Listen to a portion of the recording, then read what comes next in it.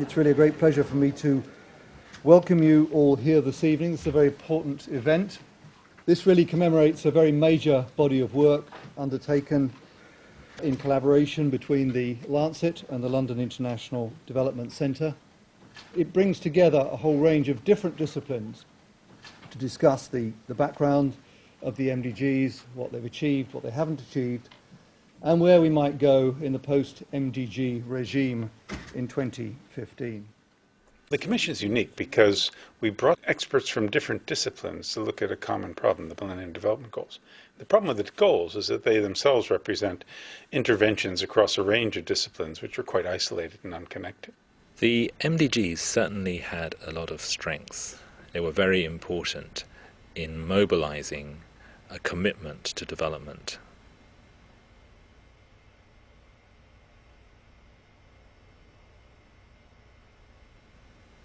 Some of those strengths are also associated with weaknesses.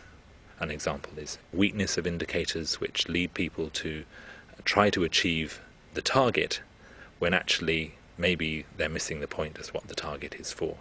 Educational enrollments, for example. Getting people to enroll is not the same as getting people to learn. On the education side, there is one important goal, that is achievement of universal primary education. In setting this particular Millennium Development Goal, there was no emphasis placed on quality of education. We now understand that quality of education is a critical aspect of education.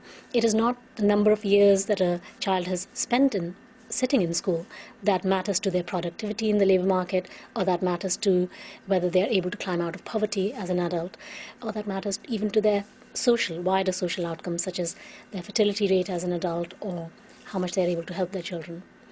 What matters is how much they themselves learnt at school.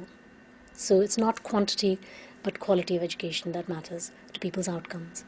The reason that an interdisciplinary approach is important to future development goal planning is severalfold. First of all, the goals are linked. Education, health, environment. In our analysis, kept turning up missed opportunities to bring these together because the actual targets were so far apart. And there are really important linkages that need to be realized.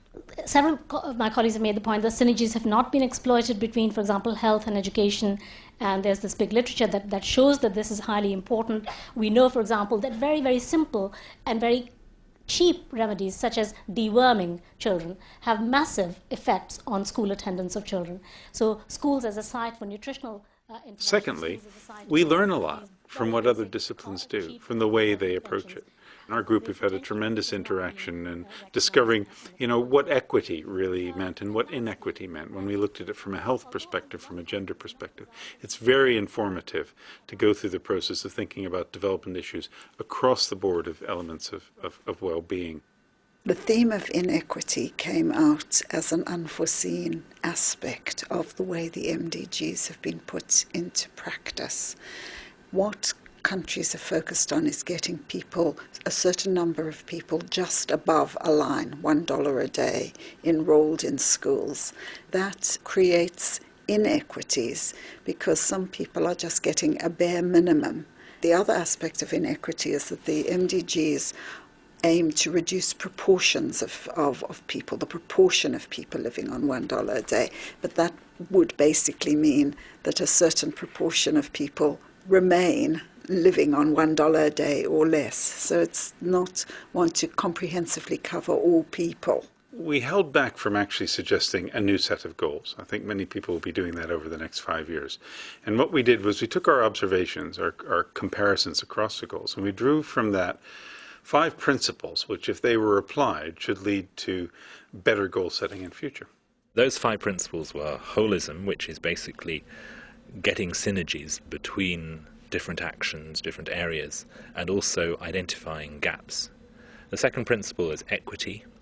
Averages conceal a lot of things, not just the targets, but also the way we deal with them. The third principle is sustainability, that anything we do has to be sustainable. The fourth principle is again related, which is ownership, which is that people should have a sense of ownership, and that is very closely linked up with equity. It's very closely linked up with sustainability.